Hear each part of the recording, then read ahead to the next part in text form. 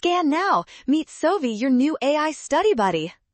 Derivatives tell us everything about a function's shape if we look closely at the signs. Let's solve this calculus problem together in just 60 seconds.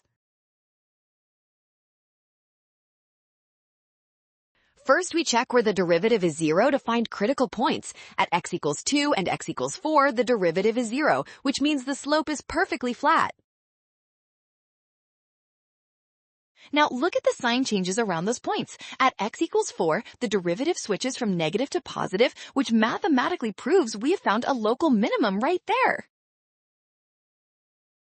Since the derivative stays positive before and after x equals 2, no extremum exists there. Option A is the only true statement.